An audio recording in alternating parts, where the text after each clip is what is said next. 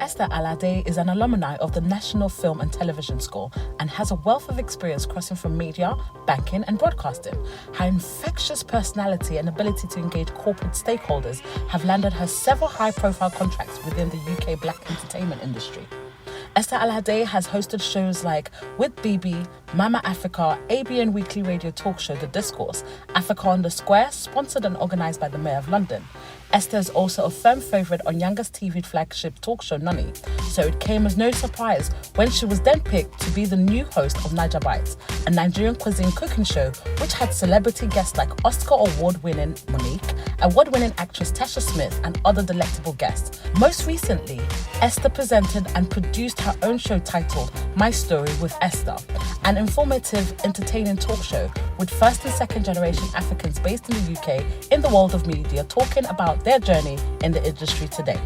Esther is also named one of the most influential people of African descent under the age of 40, an initiative in support of the United Nations. You can follow Esther and find out more via these social media platforms.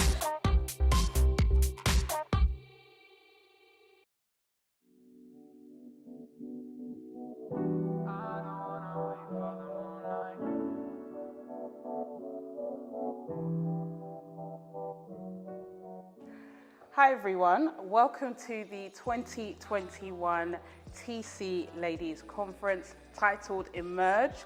I've got the privilege of interviewing someone very, very, very special. But for those of you who don't know who I am, my name is Victoria Oladele and I am a member of your church. So if you don't see me on Sundays, make sure you come and find me. So I've got someone with me who, TV presenter, radio presenter, I believe she is very, very, very passionate about African film, TV content. She's interviewed loads and loads of people, AKA I've been Insta-stalking her for a while. And in my Insta-stalking session, I've been able to see that she's interviewed from royalty through to different filmmakers, actors, legendary DJs. I mean, she's been doing this for a while. And I think she's been brought to us today so that we can find out more about her journey, how she has been able to emerge, develop to the stage that she's at now. And of course, you know me, I always want to know what people's next plans are, next stage. So guys, please help me welcome Esther Alade. You need a round of applause for that. I try. You kept that quiet. So you have actually done your research. Yeah. I was trying to be a little bit chilled about the stuff that I've done. I'm like, okay. No, you've been doing it for a while. Well, thank you for that lovely intro. No worries at all. Accolades where accolades are due. Oh So my gosh. welcome. Thanks, Victoria. Welcome to Trinity Chapel. Thank you. How are you feeling, first and foremost? I'm feeling good. I'm thankful. That's always my motto. Good. I am thankful, and despite the year that we've had Exactly. with COVID, and now here, yeah, and it's a nice summer day. Like, it's all good. We're making it happen. We're making it happen. Well, as I said, thank you so much for joining us. I've done my research, but I know that not everyone who's watching would have been as good as me.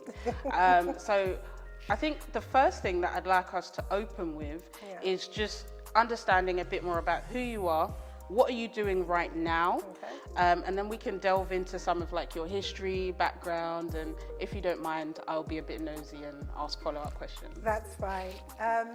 So who I am, as she said, I am Esther Alade, and my Yoruba name is Abimbola. I saw that on the page as well.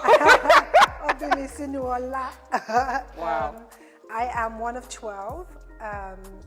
A family, a big family, obviously, 4 boys and 8 girls, and me being the last girl in between 3 boys. Wow. So yeah, it's been an interesting upbringing.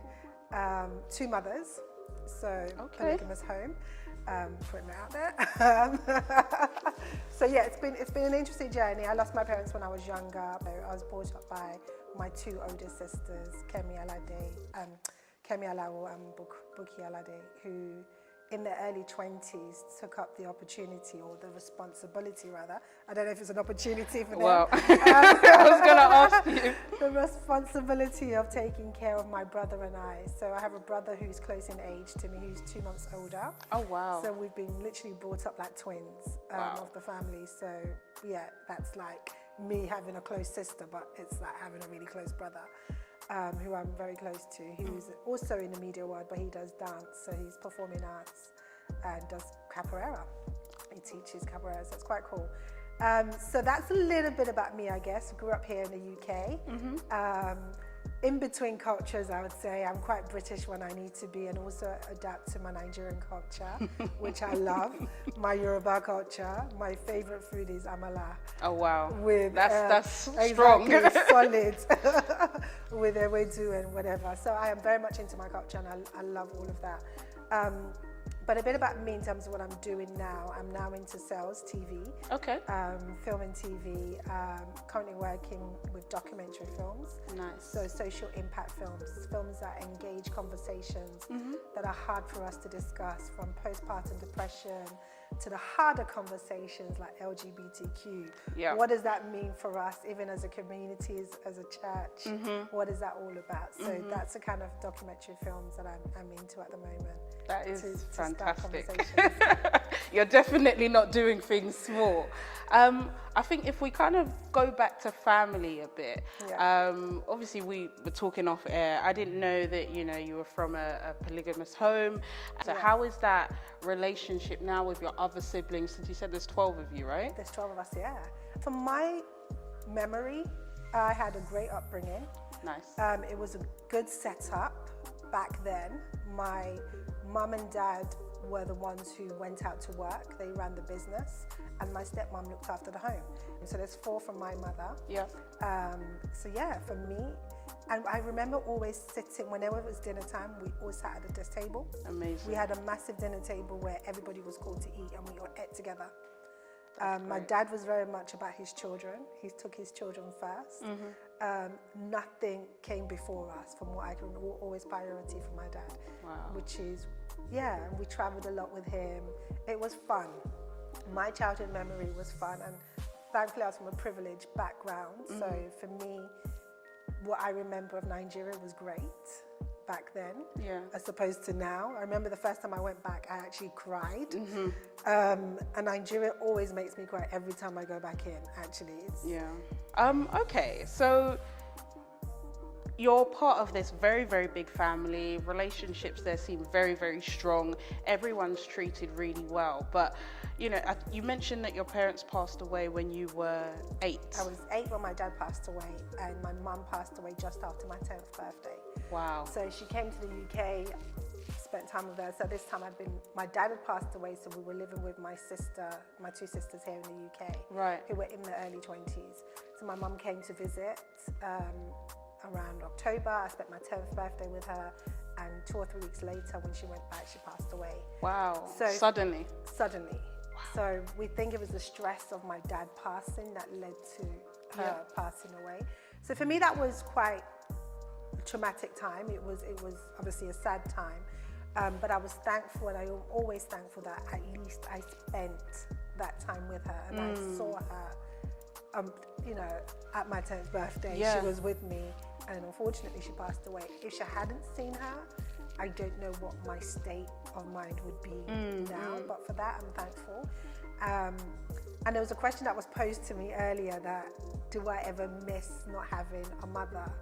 And my answer was that I don't know what it's like to have had that experience, or not to have had it. So I don't know what my relationship with my mother would have been like, but from what I see of others, it would be nice to have a closeness of someone you can call and speak to. But I know some people don't have that relationship with their mother, and people come into our lives that we actually choose as mothers, or treat us better as our mothers. So relationships that I forge along the way, I think, have helped me. So for me, I do that for others. So I'm there if anyone needs to talk to me. I advise based on my personal experience. This is what I should have done. This is what you should ensure you do. So I ensure that I pass that along. But I don't think you can stay in regret and coulda, woulda. You just don't know. So what's the point? Yeah. Wow. I didn't know that your mum passed away so close to your birthday. I know it was after, but that's very, very intense. Very, very intense. And so you came to the UK when you were 10, living with your older sister. or sisters rather. Yeah. How was it for you having that transition and having to move here? It was tough. Yeah. It wasn't easy because the lifestyle we were used to as well was completely different coming into the UK. And my sisters did try. They did try to adapt to the things that my brother and I were used to, but that wasn't for long. Yeah. Next thing you know, we're having to get on the bus to go to school. No more driver. I've been driven everywhere you go. To like, okay, I'm going to take you 1 or 2 days. This is how you get here, A to B. Here's your bus pass, you need this. And like, oh my gosh, what's happening? Yeah. So it was a difficult one. And then having to learn to do chores, just doing things for yourself. But it's been a great, life skill to have. So there's no complaint in that part. And also, I guess my sisters now playing the motherly role was hard. Right. And How old were especially they? my teenage, they were in their early 20s. Wow. They were in their early 20s trying to do the best that they could for my brother and I. So I praise them for that. And these are the days where people are having to work odd jobs, which is not easy. Yeah. Yeah. So I'm thankful. Wow. As we talk more, I'm like, okay, there's a lot of layers There is to a lot of Esther. layers, and I think it's never easy. Yeah, I completely understand. So, growing up, you've explained the relationship with everyone as well, mentioned that it was really good, but I'm trying to get my head around where this bold, confident Esther came from.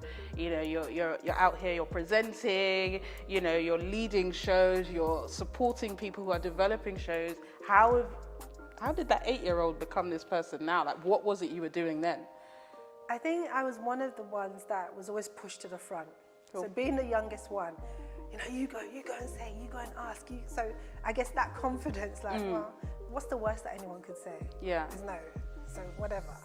So that thing about if you don't ask, you don't get has always been my motto. So right. And also, I think losing my mum at an early age, and she was young. She wasn't that old when she passed. She was in her mid-40s when she passed away. So for me, there's always been that thing that it's not guaranteed. So whatever opportunity you get, all you can do is try. I don't want to have to live a life of regret that, oh my gosh, I wish I could have done this, I wish I could have done that. When the opportunity was presented to me, I always pray that I have the wisdom to choose. Sometimes what I think where I've fallen short is not planning properly. You get carried away with, okay, let's just do this, because you don't want to miss the opportunity. But there's an aspect of actually take your time, plan properly, be a bit more strategic. But going back to your question, I think being the youngest girl, being pushed to do things, and also having this thing that just let go of your inhibitions and just do it. Nice. Yeah. Nice. Cool. Okay, so you've landed in the UK, you've hit double digits now, growing up. What's happening here? Because you must have come with an accent. You've already explained you're traveling yourself. Yeah. This would be like when buses were fairly cheap for us, so 20p a journey roughly. We had paper tickets for those of you that didn't know. But yeah, like, how was your teenage years for you? Yeah, it wasn't the best. Okay. But it was the growing years, right? Where you get to understand yourself better.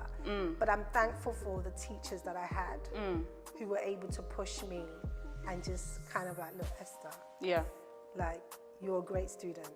Don't mess this up for yourself. Yeah. So towards the end, I was like, okay, you know what? Okay. You have to turn this around, because what are you doing? If you don't get good GCSEs, what's going to be out there for you? Yeah. Not much. Yeah. So I had to literally sit myself down and think that I can do this. And I did.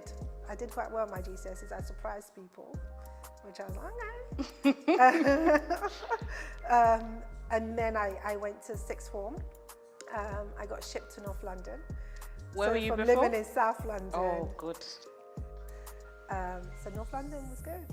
Can I ask, for one mistake and something that you did in your sort of teenage years, so one positive, one negative as it were, that has helped you emerge into the person that you are today? One mistake would be I think not working hard enough, because sometimes Putting in the effort. yeah, when you already you're talented or you're naturally gifted, I think you feel that you don't need to work, but you do. You can't take it for granted. Yep. Because if you don't think about it, if you're not really studying and you can get B's and C's, imagine if you did. Yeah. Word.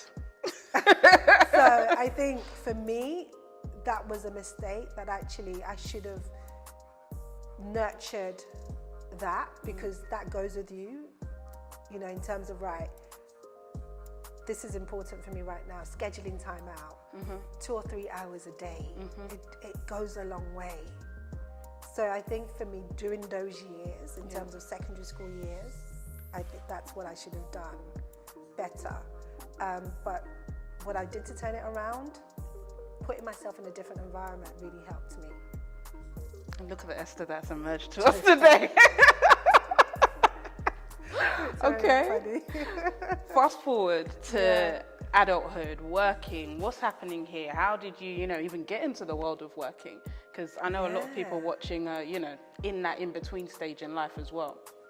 So from graduating, I worked in social work for a bit. So where I did my work placement, they ended up taking me on. So that was great. So as soon as I finished university, I was working, fell into that role, working for a charity, which was working with young homeless people. So like a youth hostel. So I did mentoring. And then from there, then I fell into HR. Okay. And did HR for a bit, and then got made redundant quite a few times. And then I thought, I'm not going to work for charities anymore. And then I went into banking. Okay. So started doing that. Loved it for a bit. The money was good, but the politics wasn't so great. And at that time, I was one of the only black people within the department. Okay.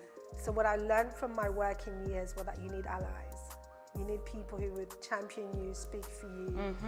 You've got to play the game. You can't be overly sensitive. Well, you can be sensitive, but don't react, if that makes sense. Yeah, soft heart, thick skin type of thing. Yes. So know your surroundings, but make sure you're planning and you're working.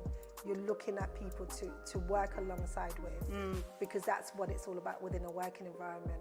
And ensure that your work speaks for you. Do the best that you can. And at that time, there was always this thing about not wanting to be the angry black woman. I don't know where that concept came from, but I was always in my head.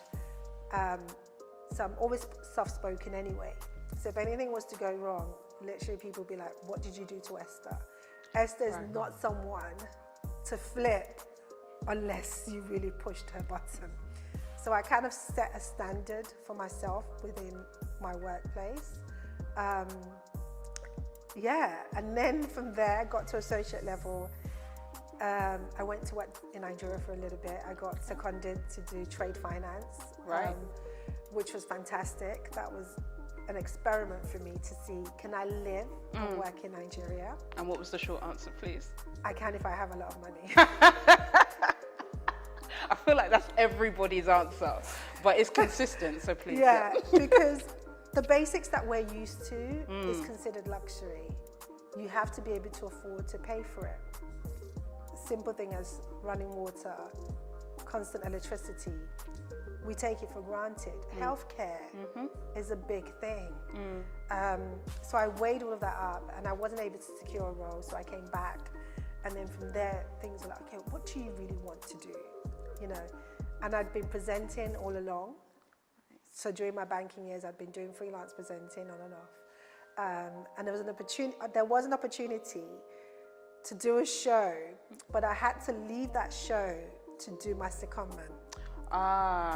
So there was a stage where actually OHTV, I was meant to go and do the show with them, but my secondment came along and I was like, no, my career right now, and I've worked hard to try and get this secondment. It's I need to stick with this. Yeah. That was an easy decision at the time. And then later on, coming back from Nigeria, a couple of years in, trying to look for different roles, wasn't really working. So I thought, let me push the presenting aspects of things. Let me do what I love. And then an opportunity came to work for 9 Bytes to do a show in LA. So that was an easy decision because at that stage I was looking to transition. Yeah. And then the opportunity came. And I remember at that time, everyone was leaving. And, you know, a colleague of mine who I was really close to at the time, she didn't even believe in God.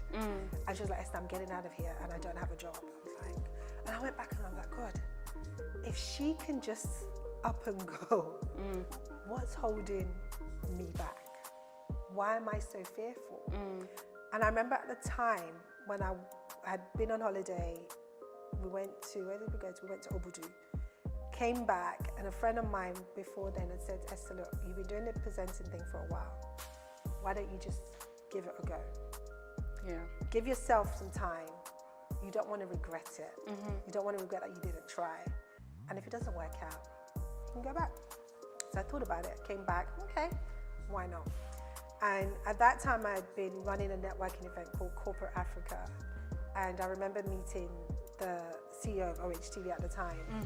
And the person I was doing Corporate Africa with said, you know, they want you, but they're not sure if they can afford you, blah, blah, blah. I'm like, okay, I don't know if I'm ready to leave quite yet.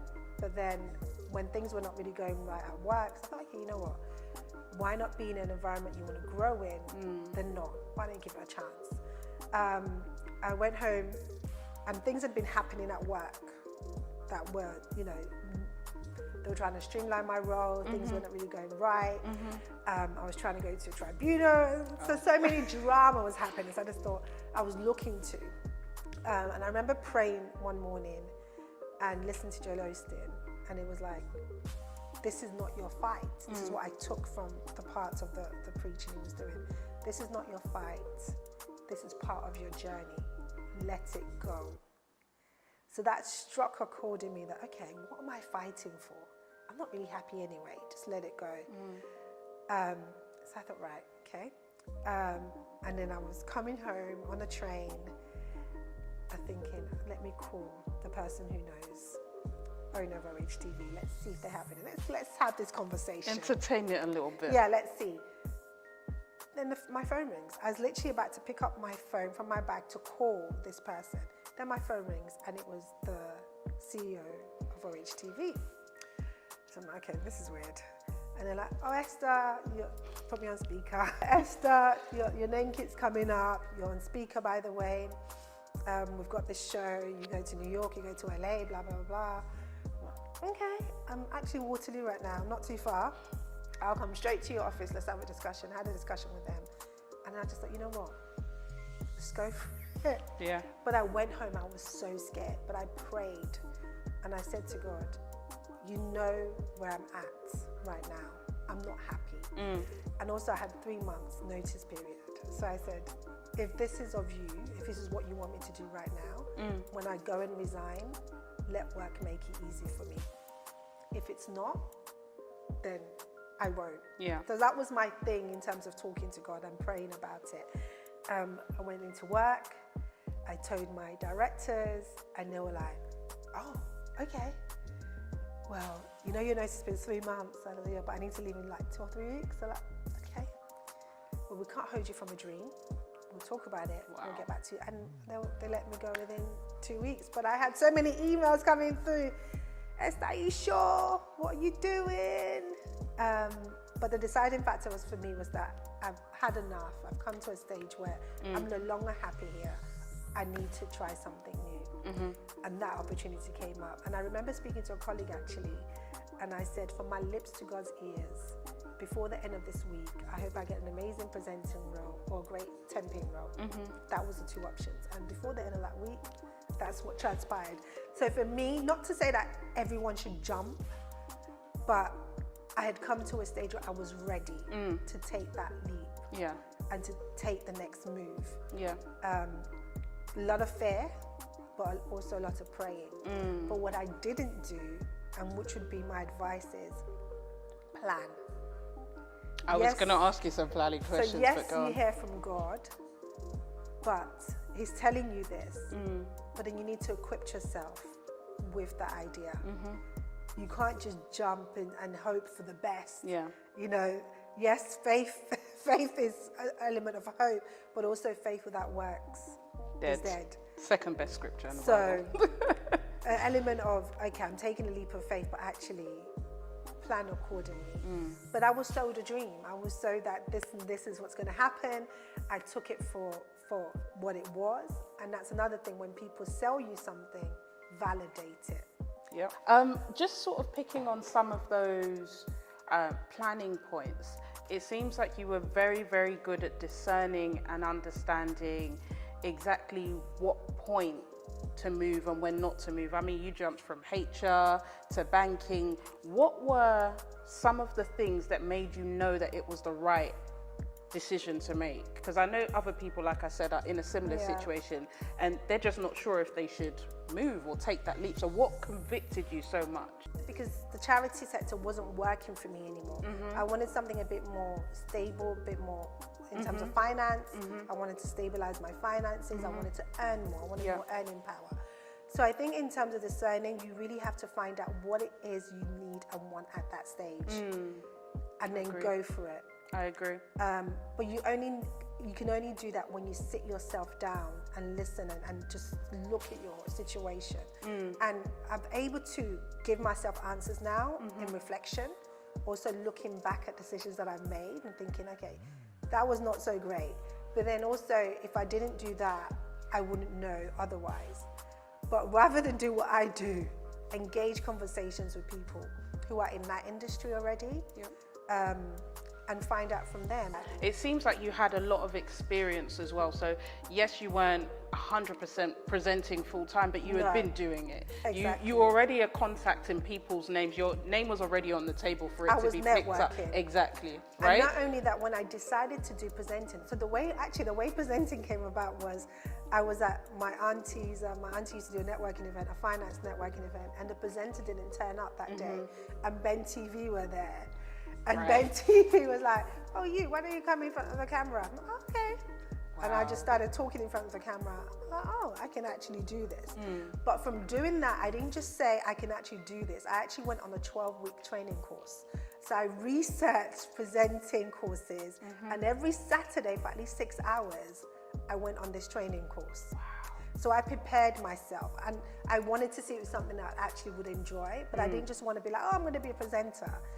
Actually, what does it take to be a presenter? And I paid for the course, and I went every Saturday for the next 12 weeks and did it. Fantastic. So, So, guys, we've done a full introduction to Esther. Hopefully, I've asked all the questions that you were thinking and that you would have wanted to know about. But I think probably 3 key takeaways from what you've just shared with us is your starting point is never guaranteed. And that, you have to be adaptable if you really want to make it in this world, because some of the things that happened to you earlier on in your life were unfortunate. And I know, I've got a couple of friends whose parents have passed away and things like that, but how each child or individual takes it is very different. And regardless of your age, it impacts you in a different way. And you've just been able to turn that around. You have a fantastic network, which is probably the second thing that I would, touch on. Not just family by the sounds of it, but also friends, extended family, just people, even just in your networking space, that are speaking about you in rooms that you don't know about. Hence why you've been able to even find out about OHTV, so there's that. And then just lastly, I think the part about you sort of developing yourself beyond what was seen at face value, and taking opportunities that you saw regardless of whether it made sense, seeing it through. I think Richard Branson did that to me, because there's a quote that comes from him that when you're presented with an opportunity, even if you don't know how to do it, say yes. Yep, 100% agree. But when you say yes, make sure you get the right education and the right training behind you. So whatever you decide to do, if anyone's like, I know this is now the world that everyone wants to be an entrepreneur. Nothing wrong with that. But just bear in mind that being an entrepreneur means that you're working 24 hours a day. If you don't make any money, you're not going to eat. So what I would say is, don't be swayed by what you see on the gram. We're all putting our best on display, 100%. basically. So ensure that whatever you're doing, your bread and butter is secure. Stabilize your income. In terms of understanding your gifts, it's that thing that people constantly call you to do, is what I was taught. When you're always the one that people push to do the speaking, push to do the organizing, it's because you're good at those things. And look at what you naturally enjoy doing. Okay. Don't try to rewrite the will. What's the word? Redesign the will. What are you naturally drawn to? What do you do with ease? What do you do with ease that you actually enjoy? Do that and try and make a living out of it. I have a controversial thought, and I think it's because I'm somebody who can do a lot of things. And one of the things that I've learned very, very recently is that it's not everything that you can do that you have to monetize. Some things are just for you to spend time with God or for you to just enjoy. True. And I just was wondering what your thoughts on that were. I agree with that. Because I know. No, I agree with that. But I think if you're looking for something that so let's say you're doing a job right now that you don't particularly enjoy and you're looking for a different route, then look at something that you find with ease. Yes. So if it's just, even if it's writing or editing, not saying you need to leave your current job because that's your income, but you can do what you love on the side. There's this thing about leave your 9 to 5, jump on no. And that's what I'm hitting at, because I think a lot of people are they're juggling a lot and they're struggling with the basics like finances, all of these sorts of things that you need to survive. And it goes back to your planning, you know, like you were saying before. And I just worry that people haven't thought the full picture through. This is why I loved it. Your bread and butter helps you to build. You need that. So let's say you want to become, I don't know, a fashion designer, and you're currently working in accounting. You can go and get yourself educated with being a fashion designer, but you need your accounting job to help pay for those fees. You need that accounting job to help save for you to start up. And you don't have to start big. You can start small. And actually, like you said, that doesn't have to be your source of income. It could be something that fulfills you. And you can do that on the side and get your fulfillment from that. You don't have to leave your 9 to 5 or your accounting job because you want to do something you love so much. But you know it's not going to pay you or help you to make a living. Stay where you are, but do it on the side to get the fulfillment. I absolutely love that. So balance it out. Not, I don't like this thing about, I don't know. We're in a world that's just so weird at the moment where don't believe everything on the Instagram, number one, because it's all branding and marketing.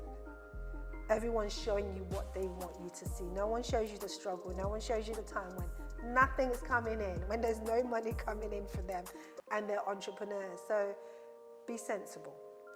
Build up your income, have investments, and then play with your investments. Use your time in your 20s to save. 20s, 30s, 40s. Save. And that's one thing I wish I'd done more of. Save, save, save. Thank you. It definitely kind of aligns with what you were talking about before in terms of everyone wants their emergence to be so big. Everyone must know my butterfly wings are really flapping today. And sometimes we want to show off too much, and that's not what it's about. Some people will have the stage, but then your stage is actually, like I said, being that go-to person, working with youths. And those people, you're changing people's lives and destiny. Someone will have you as a reference point. And that is a bigger deal than being upstage. It's part of the ripple effect. Don't look for grand gestures. Don't look for big, because it's not for everyone. It's not. Let's all understand. And, in terms of 3 things I would like people to take away, for me is number 1, start whatever you feel you want to do, but start with a plan. Start drawing up ideas, but back it up with a plan. and look at people who are already doing it and seek advice from them. And also, comparison is a thief of joy. Don't compare yourself to others. It leads to jealousy, it leads to envy, it leads to bitterness. Your journey and my journey are completely different. Facts. I can't be you, you can't be me.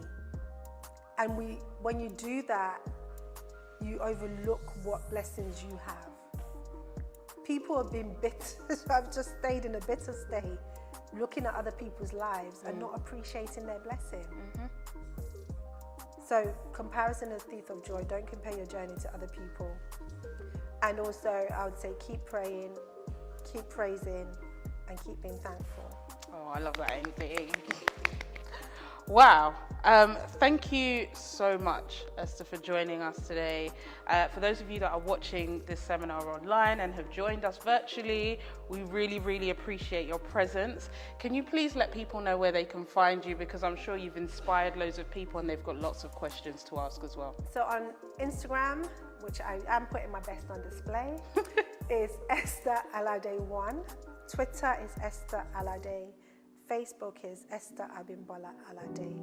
And what else? YouTube, Esther Alade. And I have a show on there called My Story with Esther, where I interview people in the industry like myself, and they talk about their journey. So yeah. Fantastic. Thank you. Thank you. Thanks again for watching this session, this interview. Please make sure you follow Esther. Let's now watch some ladies emerge in dance.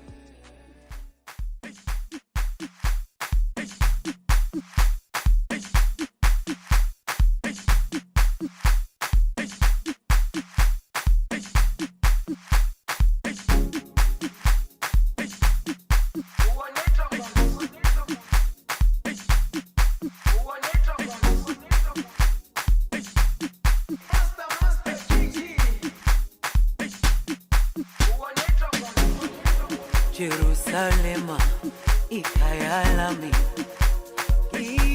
ilondoloze uhambe nami zungangishilana Jerusalema ikayalami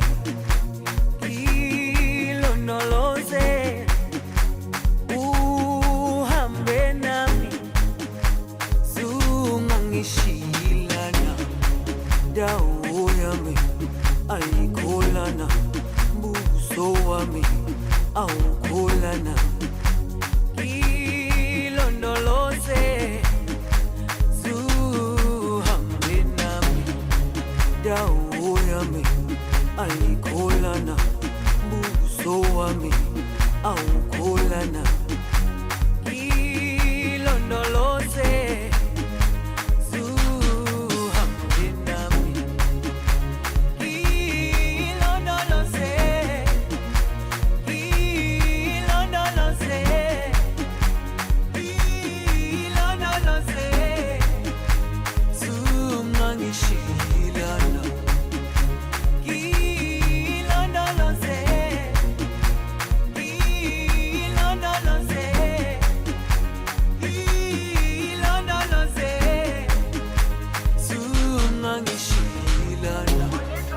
dawo yami ayikholana buso wami awukholana ilondoloze zuhambe nami dawo yami ayikholana buso wami awukholana ilondoloze